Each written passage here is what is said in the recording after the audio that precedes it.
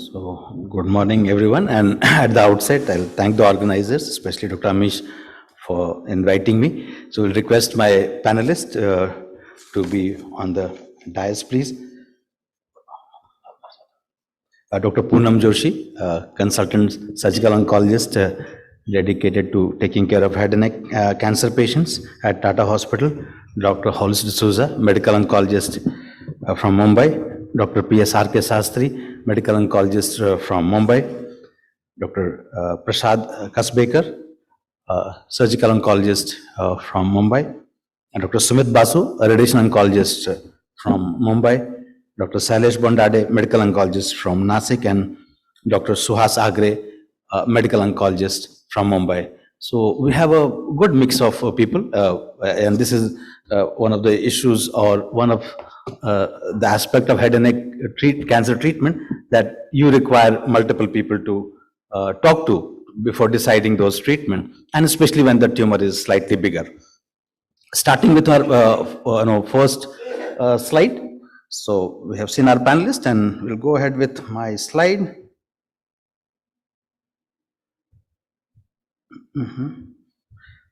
Can you put my slides? So we'll change the sequence a bit. That's the way I prepared. So we started with ORATOR, because that has given us a whole lot of things to discuss. And unfortunately, ORATOR 2 came just now, the full text publication. But that presentation was there, so we have included some part of ORATOR 2. But in the meantime, we get the slide. We can put a question to all the panelists. Maybe we can start with Dr. Sumit. Oropharynx, today's treatment in your practice. But in the meantime, you can put the slides, please. Oropharynx, today's treatment, my take would be concurrent chemoradiation. Concurrent chemoradiation. Number one, should I also tell the reasons, or? No, we'll come to that. We'll come to that. No, we can take from medical oncology, then we'll come to our surgical colleagues. Hollis, oropharynx, today's treatment in your practice. CTRT. CTRT. Yes. Now, then coming back to Dr. Poonam. Today's, maybe you can take a few years back. So today's means not today.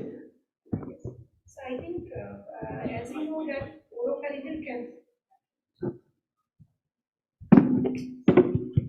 So I think for oropharynx, like I think most of the people will agree that the primary treatment is usually a non-surgical treatment, whether it is RT or CTRT, depending upon the stage of the disease. But however, I think being a surgeon, naturally there is going to be a little bias. So I think still there is a role for surgery also. I think that we can discuss. Okay, that's what we are going to discuss. Yes, Dr. Kasbekar, in your practice? Currently, it's chemoradiation. Chemoradiation. So how many centers in the audience, I can ask, have robotics in their hospital? People can put their hands up. Yeah, great. So 3, 4, 5, 6, 7, 8. Okay, so it looks like most of the hospital where people are working, they do have robotic. And all the robotics are used only for GU and GY, or it also goes to upper part of the body? Again, request people to put their hands up. Upper part of the body, they use it? No, Chetan, they don't use robotic for upper part of the body? Okay. Sir, in your center also, no upper part of the body? Okay. Achha, no? Okay. Yes. Oh, yes, that is true. So, looks like, people, clinicians do have a tendency of seeing what is there in literature, and we can see robotic is there, it is being used, but there is a differential response to where it is, used and which situation it is used. Agar nahi hai, to I can give my pen drive again. Agar nahi hai.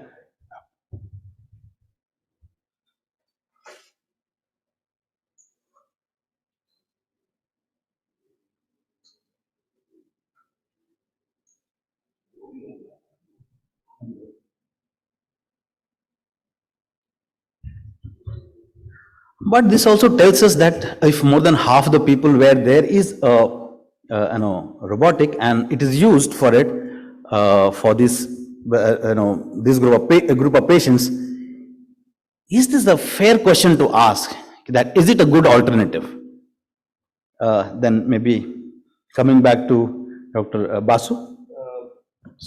So actually, if you ask me about my own practice, so I have been practicing in a center for several years in Pune, and robotics in oral head and neck was really not being practiced over there. So obviously, But is it a fair question to ask?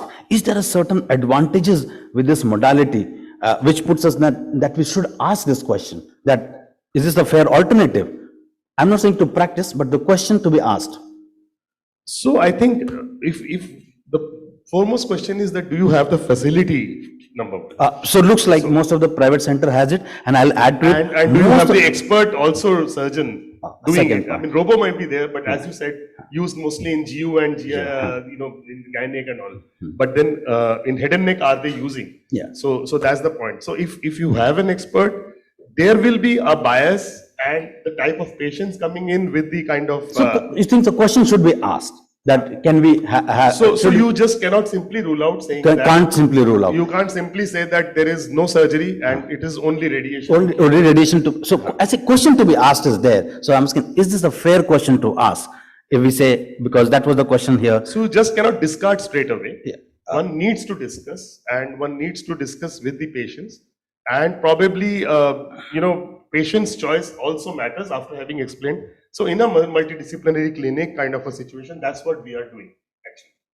So, but in all fairness, of course, being a radiation oncologist and having been practicing for several years and with treating oropharynx always with radiation, so that bias will be there. Okay, so it looks like question needs to be asked. The radiation oncology colleagues also thinks the question needs to be asked.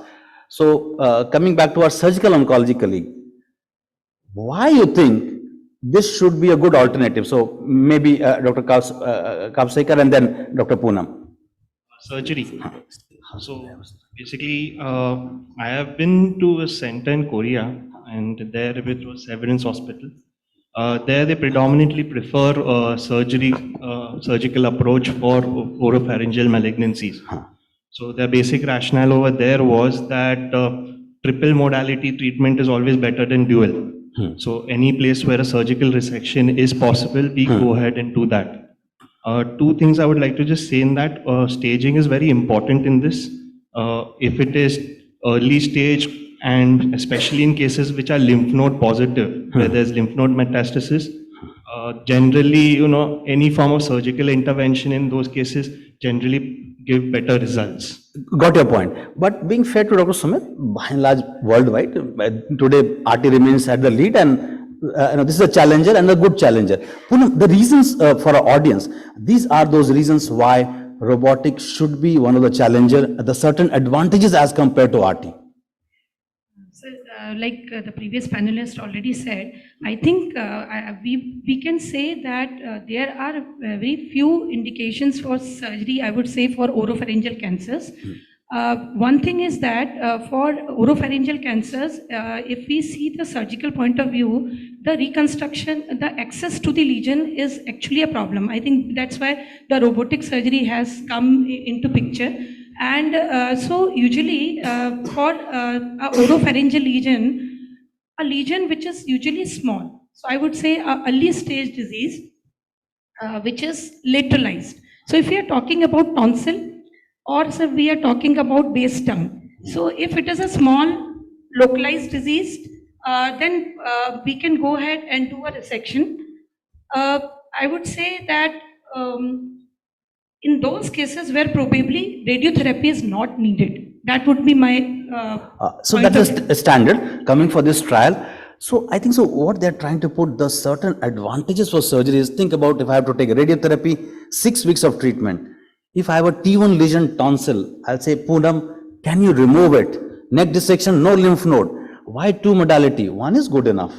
So yes, there was certain obvious advantages for this modality, that you do one point treatment, maybe 1 day treatment, maybe 6-7 days back, go home, nothing else.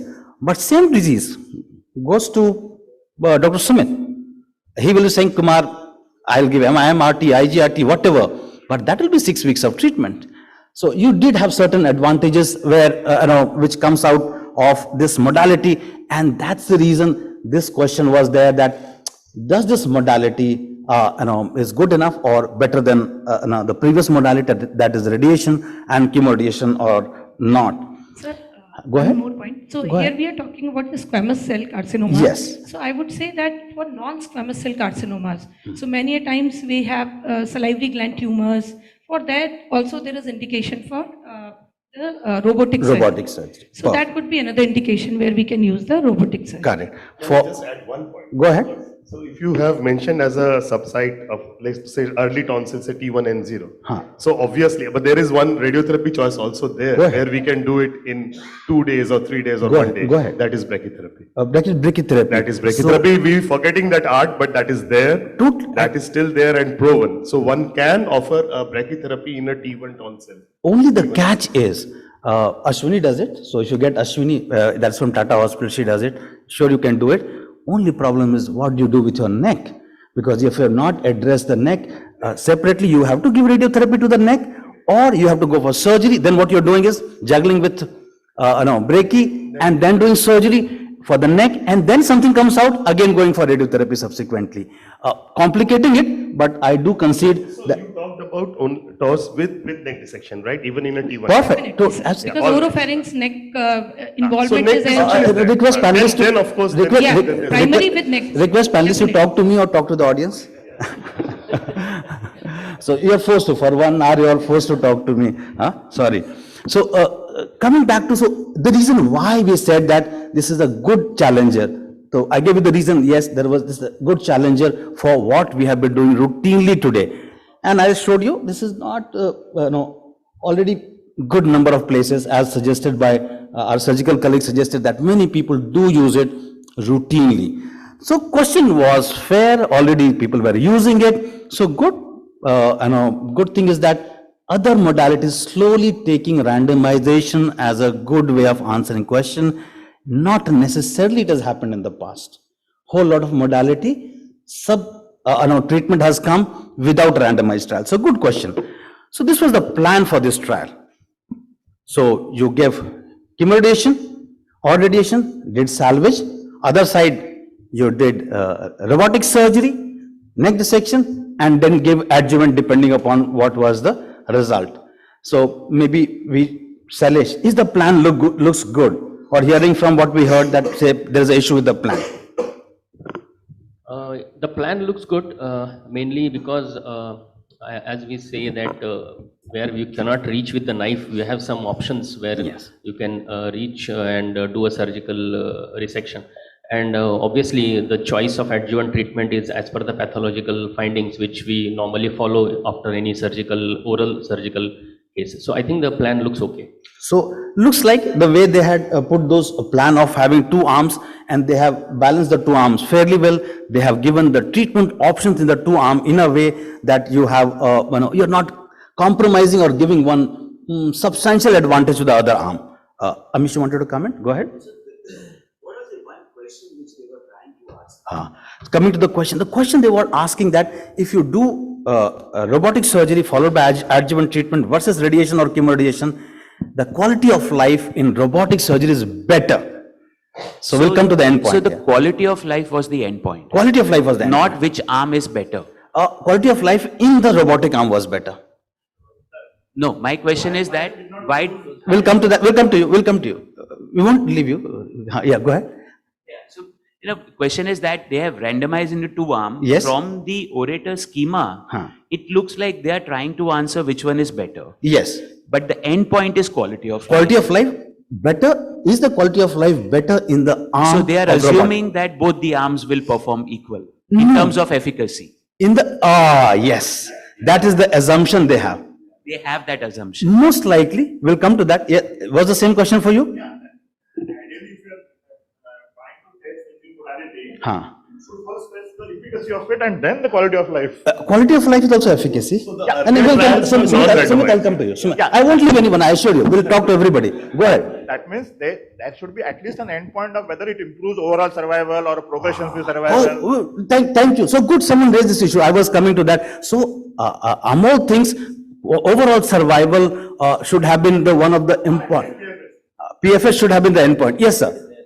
Short comments by people. Level 1 evidence includes either overall survival or quality of life.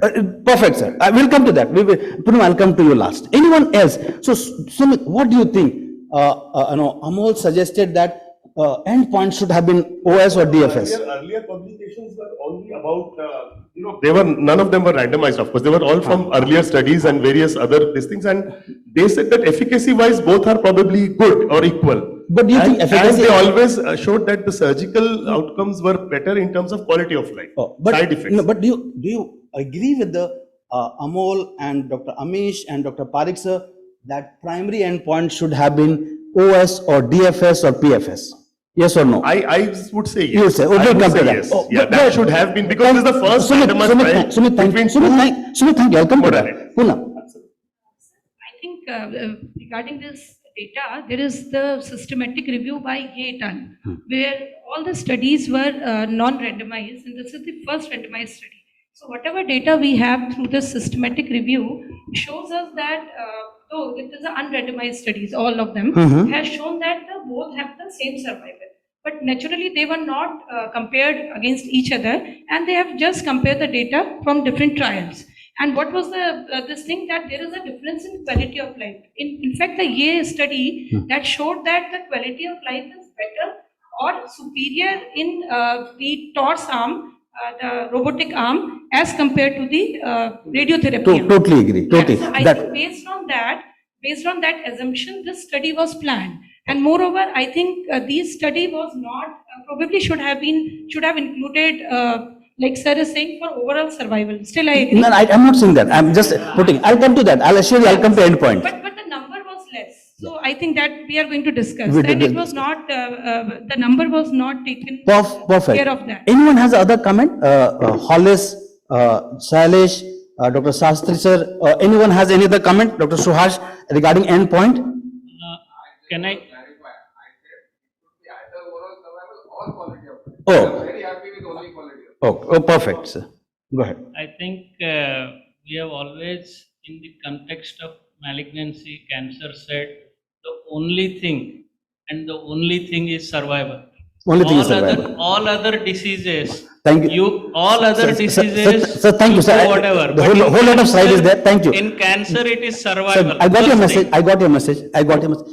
Any other radiation oncologist there in the audience? Because only Sumit is there, so I wanted back to the question to go to him. But anyone else is there? Pushkar is there. Bahut badhiya. So maybe we can involve him. Pushkar, do you use IMRT in your practice? Excellent. If I remember, there are 3 randomized trials in head and neck cancer, and Passport is the randomized trial. So, was the endpoint overall survival there?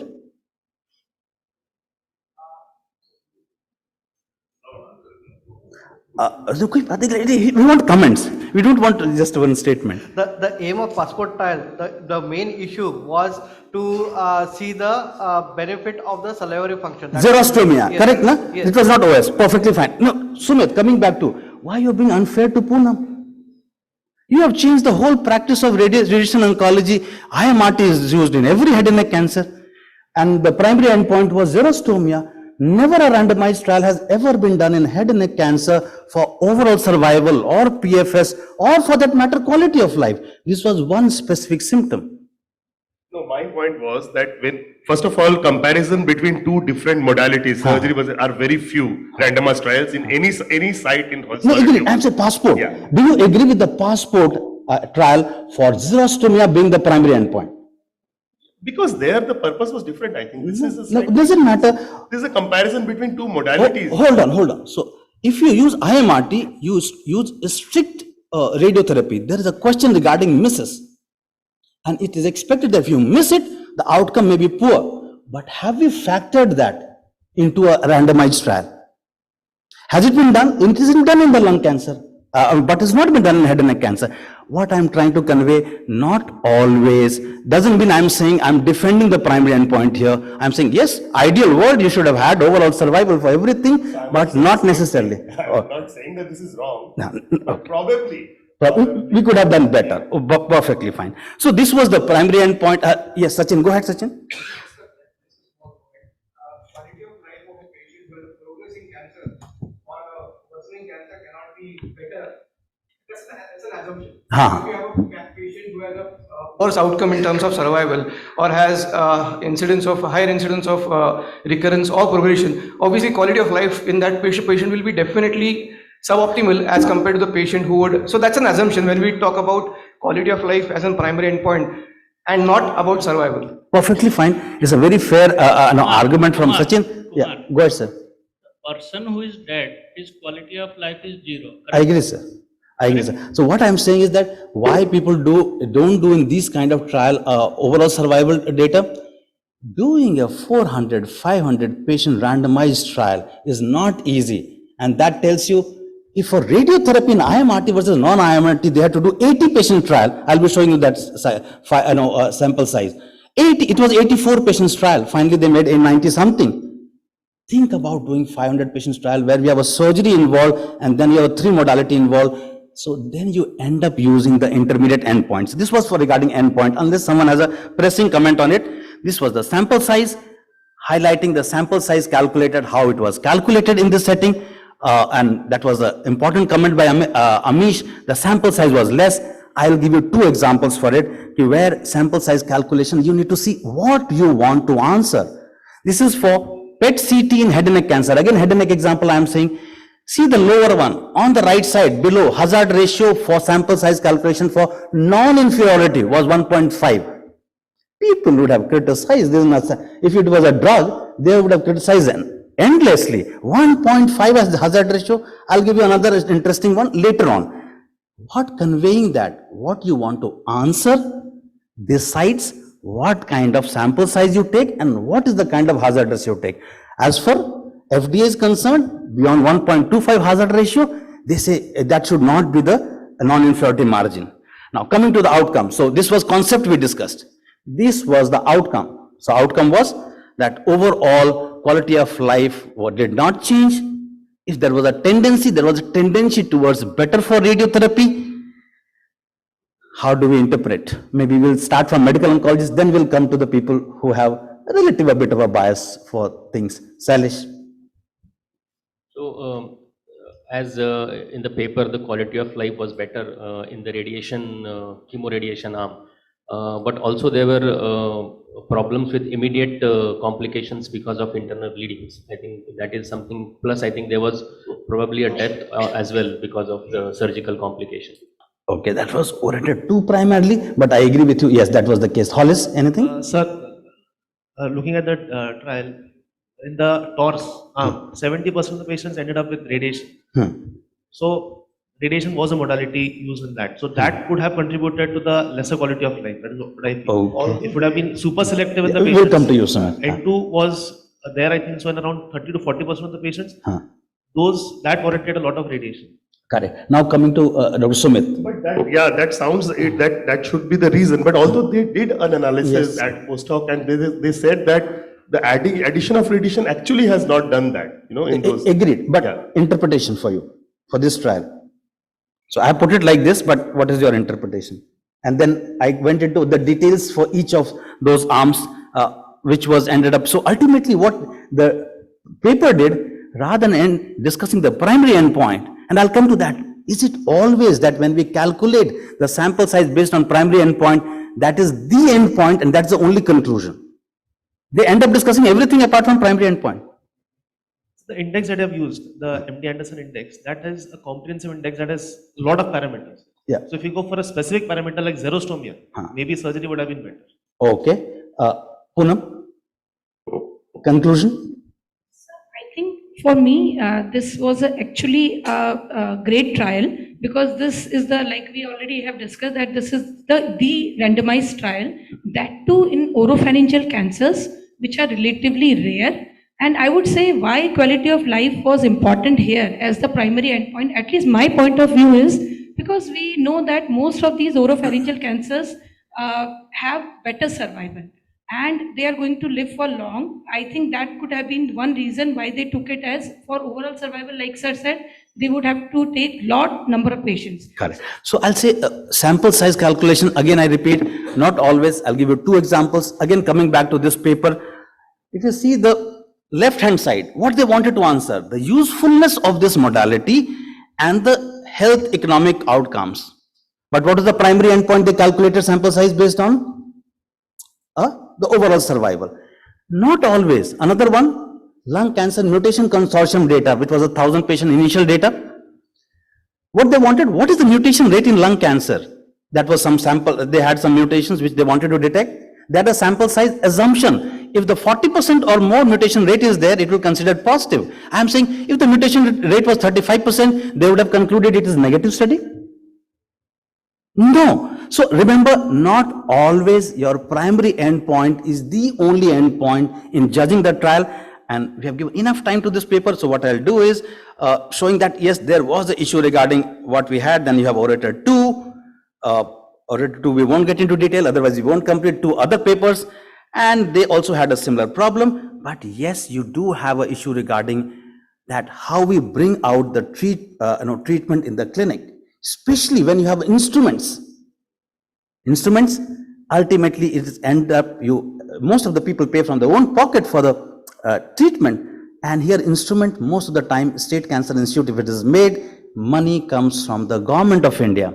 So remember, many times the cost is not seen, but there is a cost to it, which we need to remember. And we learned from cervical cancer that yes, not always the modalities are always good, proving, and this is a good example that randomized trials are important and useful in all modalities. So this was for the first paper, because we don't have much time, so we'll just stick to it. So Amish, you are giving me 5 minutes more, but because you have written in the mail, that is not because of the initial disruption you created. Oh, that is good. That is good. 23 more minutes. So going to the second study. So first one, I do consider, if we take ideally, one was supposed to do better than other. It was a failed study. The conclusion should have been robotic doesn't work. Today I have a T1 lesion, tonsil. I am saying base of tongue, I may hesitate. T1 lesion, tonsil, will I go to Poonam and say, Poonam, can you remove it? Most likely, yes. If I have a T2 lesion and N1, will I go to Sumit? Most likely, yes. So, not always the randomized trial gives you every answer you want. Because if I've got a T1 lesion, she removes tonsil, neck, nothing, small selective neck dissection, I have gone home. And neck node was negative, T1 lesion, well differentiated carcinoma, most likely Sumit is not going to give RT to me. So remember that randomized trial gives you some answer, not all answer. Coming to next trial, I remember the numbers. I'll come back to the numbers again. I talked about it. I'll come back to again. This was the randomized trial for neoadjuvant chemotherapy in mandibular preservation. Remember, it was not to show overall survival. It was to preserve the mandible of the patient. Now coming to how good is the question. So starting with our medical oncologist people, neoadjuvant chemotherapy, preserving mandible, is the question good? And then we'll come to our surgical colleagues, what percentage of the mandible they remove which is not involved. Yes, go ahead, Swash. Definitely, it is a very nice trial that has been formulated. Normally, since we are talking about the quality of life, again, this will be the pertinent to the quality of life. Many of the patients we see in the clinical practice when they are afraid of losing the mandible and getting lost for the treatment also. So they get concerned about mandible losing. Yes.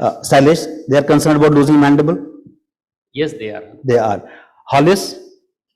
Yes, sir, they are. They are losing, concerned about. So coming to my surgical oncology colleague, Dr. Poonam and other colleague, when you do resection, what percentage of the patient, when you have removed mandible, they are not involved by the tumor? So generally what we do is in patients who have say paramandibular disease and all that, we look for erosion and all. we try to go to. Agreed, but once you removed it, you thought of most likely involved, most likely very close. When I have removed it, there's no involvement. And maybe, so like it's a low percent, it's not very high, maybe around 20%. Poonam, can you comment on that? Sir, I can't put my finger on exact percentage, but I think as per our experience, up to 1/3 of the patients usually have their mandible is removed without the involvement. Okay, so I'll tell you the basis for this study was 60%, where you don't have obvious mandible involvement in the CT scan, and it was so close to mandible, and you had to remove mandible for margin because you have a tumor here. Your medial margin is mandible, you're removing the mandible. 60% of them did not have mandible involvement, and that was the basis for this study, that, hey, why you're removing those mandibles, and can you save it? Can you have a bit more margin for it? And then you remove it. So that was the basis for it. Second was this study, Dr. Poonam, any comment? Saving mandible by Liesel, etc. This was a randomized study, Yes, sir. the famous I one. think sir, this was a study for early as well as late. So they included T2 to T4 and N0 to N2, I think, oral cancers, and they gave chemotherapy in one arm as the neoadjuvant. Again, the endpoint was to preserve the mandible. I think primary endpoint was that. Was OS. OS. Okay. And it was failed study. It was a failed So, study. I'm sorry. Liesel, So I think the interpretation of the study was that in around, if I remember correctly, they could preserve mandible in around 50% of Yes, cases. that is true. And whereas in the other group where they did not give chemotherapy, around 30% 30% they could. mandibles were removed. So, and even the dose of even radiotherapy as adjuvant was given less in the arm which was the intervention arm. So the study, I think the only drawback with the study was they had again given for T2 oral cancers, and when I read the full paper also, I don't understand that exactly what was the inclusion criteria for those T2 cancers. Probably, Agree. and that could have probably affected lot of things. Yes, and So still I'm not sure exactly why T2 were taken. yeah, so I totally agree. Failed study, but taught us that you can preserve more mandible if you give neoadjuvant chemotherapy, and that was the basis for the study which was done here. This was the schema. Dr. Basu, any comment on schema? Looks good. One was all patients got evaluated by 2 surgeons, and after they got evaluated by 2 surgeons, that patient requires to remove mandible for the lesion. They went for surgery where the mandible was removed, another arm chemotherapy, and followed by surgery. Fair schema? Yeah. Okay. So this was the sample size. Again, I have to defend it. I'll come back to it again, defending it. So what was that? 30% mandible will able to preserve with neoadjuvant chemotherapy. Again, from the panelist, is that fair? Dr. Prasad, do you think if you are able to save 30% mandible is a fair game? I'm not very convinced with 30%. Okay, so 30% is not good enough to preserve. Dr. Sumit, 30% preserving mandible is good enough? I'm just asking. I'll come to that later. That's good. Why Sumit said this? Because in Sumit, when the passport study was there, they had 30% less xerostomia, and that was good enough. So as far as his concern is, Poonam, what do you think? 30% good enough? So it's a great number, because I think whenever the mandible is resected, the quality of life is very poor. Very poor. There is data to suggest, even though it is again not randomized, but there is enough data to suggest that those patients where we do marginal mandibulectomies versus those where we even do fibula, the quality of life is better with marginal. So I think, though it is not again we can debate about it, but it is not a direct comparison. So it's a great thing if we can preserve 30%. Preserve 30%. Dr. Suhash, you wanted to comment? I agree with you, sir. So there is no doubt. Just one question: why 2 cycles and not why 3 cycles? Maybe 2 versus 3. I agree with you. That is a fair criticism. Idea was there is always a concern that we don't want to delay surgery. Think about if you miss surgery, that will be a huge criticism for any NACT, especially in head and neck. If you miss in good number of patients not doing surgery, you'll say, hey, you have failed upfront rather than the primary endpoint. So maybe in this study also only 2 patients in the interventional arm progress on the treatment. I totally agree with you. So not everyone progresses in head and neck cancer. Head and neck cancer, what you are suggesting is a fairly chemosensitive tumor, only sensitive. Adding life has a huge issue. So is the response factor there that you decide 2 or 3 cycles? In practice, yes, but in the trial we didn't do that. in the practice, yes. Go ahead. I would just say in a way that certain ways case selection in such cases would be important as to the location of your tumor. So the more lateralized tumors and all generally. No, so I totally agree. Which was the tumor removed? Either laterally or medially. It can be tongue or buccal mucosa. No. Next, hold on. Next to mandible, not eroding mandible in the CT scan, and for margin. If you take tongue here, for lateral margin, you have to remove mandible. And if you have buccal mucosa, for medial margin, you have to remove mandible. And that is your clinical judgment. And most likely, you will put in your hands here to know those patients. Yeah. Go ahead, sorry. I was trying to make in this was that, so there can be lesions which are lateral and there's lesions which are central. Central means involving the central arch. Okay. So in such cases, removal of the central arch, the outcomes are definitely in terms, quality of life and all is worse. Agreed. Lateral lesions, even in removal it is of better. the fibula, there's not too much difference in quality of life. Lateral, if you're doing segmental, you have. If you're doing marginal, you don't. So marginal patients were not taken. One more thing is all these patients were given, the grade of toxicities were much higher in I agree the with you. group completely. And all patients were given chemoradiation post-operatively. Okay, so his point is very valid that you do give toxicity when you're giving neoadjuvant chemotherapy. This was a sample size number, Amish just confirming why we did this. We'll come to the toxicity part and that's important. We move on to the drugs and we can have this issue, but chemotherapy delivery because we need to go to the last one. Surgical complication. We'll come to the toxicity part, what you said. Dr. Poonam, surgical complication, neoadjuvant chemotherapy, does it increase? Sir, And do you remember your own data? I think I have a study with sir only, Kumar sir, and there we had compared, though it was a retrospective study, we collected data for patients which were operated per primum as compared to those where neoadjuvant chemotherapy was given, followed by surgery. So there were similar groups and we found out that there was not much difference in complication between in fact, there was not much of difference and it was statistically not significant. Correct. So saved almost half the mandible. Saving half the mandible good enough?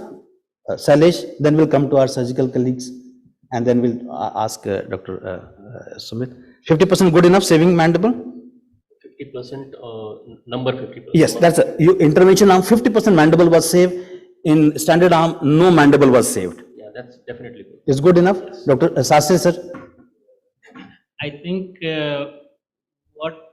one other critical point we were talking, I think, before is the body dysmorphia. Patient feels disfigured. Obviously, mandible you remove, whether you replace it with fibula or whatever, there is a clear-cut body dysmorphia mutilation which the patient feels. So if you have managed 48%, then that many patients have not felt the mutilation. So that is also a very important thing. We are looking at survival. First thing I said, yes, survival is the most important thing in cancer. But the next most important thing, as everybody else said, is quality of life. So every day you look in your mirror, you feel you are not yourself. Whereas also your mobility to move is there, mouth. So that much better, isn't it? So 48% is a great preserving is a good number. Great number. Dr. Poonam and Dr. Prasad, revised margin, we know that. So preserving mandible 50% and here is the revised margin, but this is the local regional control data. Does it concern you, revised margin, or in head and neck cancer now we are far assured? I don't, sir, what is the exact? So question is that if you give neoadjuvant chemotherapy, you would have removed mandible medially for margin. Correct. Now you are saving it because tumor has regressed. Correct.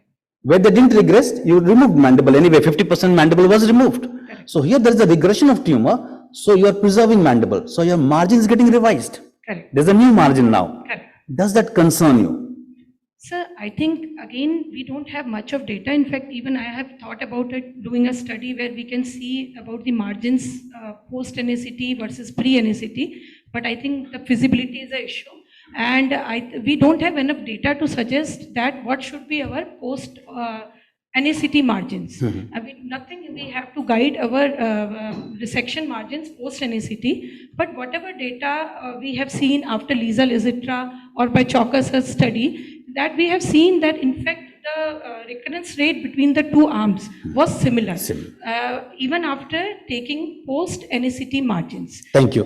Prashad, revised margin, okay in head and neck cancer? In breast cancer, it is okay. It is done, always. So even in this study, they put that assumption also that, Yes. they're not sure what the ideal margin should be.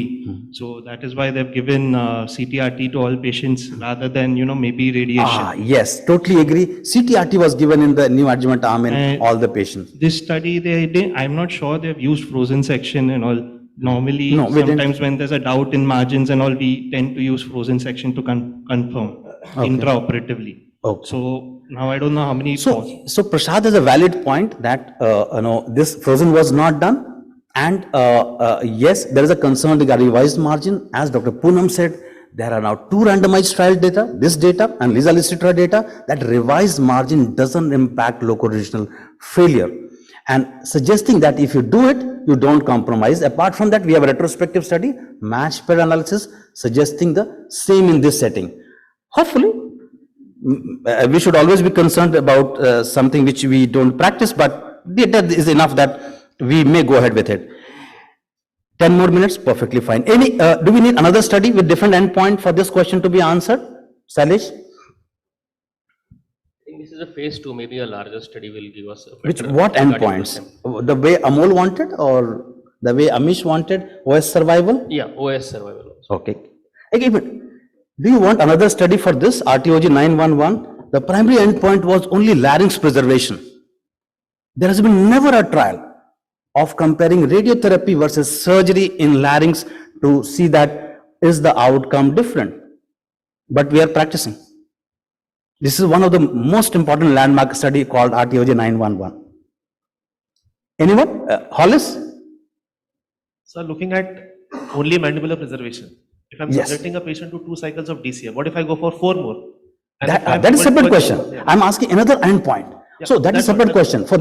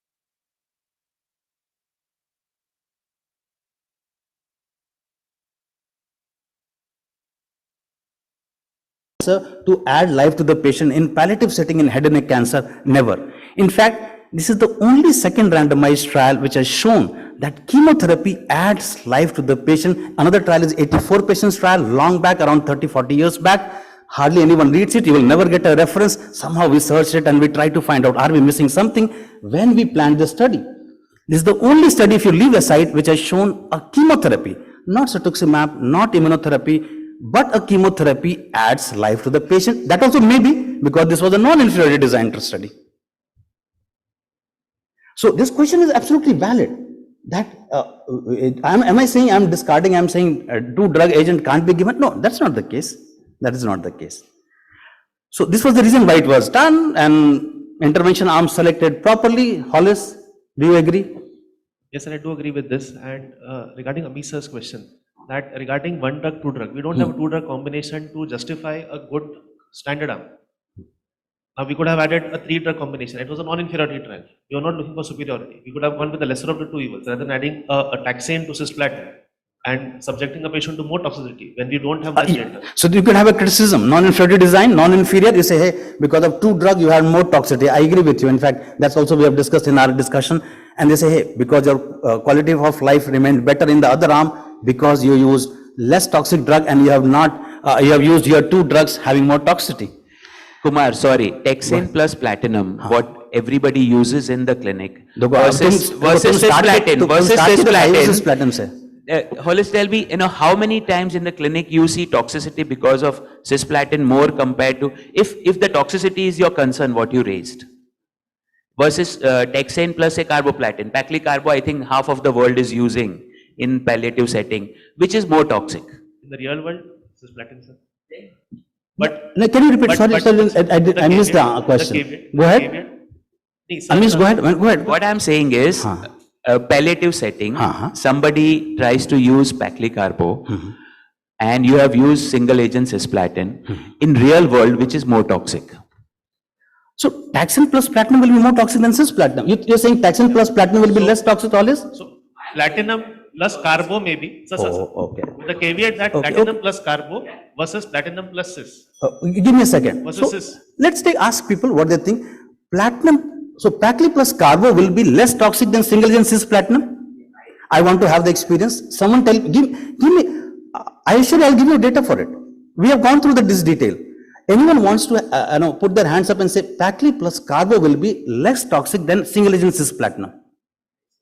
Except one hand. So that's an important hand. I agree with you. I agree. Atracellulose is very important in India, and it is important that we. So cisplatinum causes more of a kidney. Kidney and nausea and vomiting and kidney toxicity. But your bone marrow is really good. Carboplatin leads to bone marrow issues. Go ahead, sir. In the original studies, this is not in head and neck, but in lung cancer, when paclitaxel and carboplatin were combined versus platinum studies, then it was surprisingly found that the paclicarbo was not as toxic as the platinum alone. So sorry, sir, can you repeat, sir? See, the original studies long back in lung cancer context, the combination of paclicarbo versus the Pacli cisplatin. So I'm not saying, he's asking single agent cisplatin. If you go that way, then paclicarbo is a far better tolerated regime compared to pacli cisplatin. That everybody knows. That I agree. That I have no. I'm not questioning that. Don't get me wrong on that. Paclicarbo less toxic than paclitaxel cisplatin. I totally agree with that. But the idea is that if it is lesser toxic than cisplatin, that is where I put my foot in that situation. Coming back to the drugs, Dr. Banavli sir was there, so I was looking for him to comment on metronomic, but okay. So looks like sir has just gone the drug because as someone commented, yes, this was taken and inspired from what he was doing at Derwan and some data which we did initially, then subsequently the way we developed, we did the retrospective analysis in the clinic. It was like ORATOR, we did in the clinic, then we did a phase 2 and then it was a phase 3. And this was regarding statistical consideration again back. We showed you hazard ratio 1.5 in non-inferiority design. I'm showing you a hazard ratio of 2 in non-inferiority design. And it was considered good. Read the last line. And this was hazard ratio 2. FDA says 1.25. No, You have to show the situation, when the survival is 95%, and then you want to have a margin of 3-4, this will give a hazard ratio of 2. But that 3-4%, that's what you take in absolute difference. So, in the context we use, we have this. Any last comment by any panelist? Only one question. Go ahead. Normally we use methotrexate, celecoxib and gefitinib. So here only methotrexate and celecoxib was used. Had So- it been with that combination? So we had a study which we published in JCO, that was erlotinib, methotrexate, celecoxib. And I totally agree with you. The responses, what you see with them is almost 3 to 4 times than what you see it here. And that's far more visible. That I totally agree. If you have to use it, one can use that option. Can I make this? Go ahead, sir. One comment Last. is that patients are far more compliant to metronomic chemotherapy than in a palliative recurrent setting. When you give them an option, for example, they opt for this most of the time. I do agree. People Because of prefer the oral compliance, tablets. Yeah. Oral tablets, if they can swallow, they're very happy. Yeah, but having said that, let me have the disclaimer. That doesn't mean I'm saying this is replacing immunotherapy. No, we have not compared with immunotherapy. This is an alternative, not. Affordability issue. Yeah, you can't. 1.9%. That's what we put the number. That was the patient who can afford it. So I'm getting all signals from the organizers that we are running late and not a good idea for me to continue. So thank you. Thanks the panelists for a wonderful discussion, and I thank the audience. Thank you. I think we had a real good discussion. And if you look at the whole thing, what is happening? What we need in head and neck cancer in terms of the treatment outcome. I think everybody knows that the radiotherapy is a toxic. It gives the patients a lot of complications. Dryness of the mouth, they can't eat, the taste is gone. So quality of life is very poor. And also, similarly, the extensive surgery, also the quality of life becomes difficult. And therefore, I think that all the new investigation, what are they investigating? They are investigating how to reduce the complications and quality of life issues. And that's where I think today Kumar Prabhash has really brought out that how some of the ways that we, and this is, I think, according to me, the unmet need in the head and neck cancer is to reduce the toxicity. Time and again, you see in the outpatient department, patients are coming 5 years, they can't eat, they can't open the mouth properly, the mouth is crooked, their teeth are gone, they cannot, you can't put any prosthesis over there. So it's a horrible way to treat, the way we have been treating. And therefore, I think it's the right time to come in to make sure that in future we should attempt strongly to reduce the side effects of both the surgery and radiotherapy. I must say in that you must be thinking that, well, I'm not talking about chemotherapy. But chemotherapy, remember, chemotherapy is a good treatment. Why it is good treatment? It's very simple. Whatever side effects are there, they are temporary. There are hardly any permanent side effects, long-term side effects. If I look at the radiotherapy, it's a long-term side effect. Look at the surgery, it's a long-term side effect. So we need to really have this question answered. And I think that's why they have really selected the important papers which are putting the emphasis on quality of life. And I think with that, I would like to thank the organizers for giving me this opportunity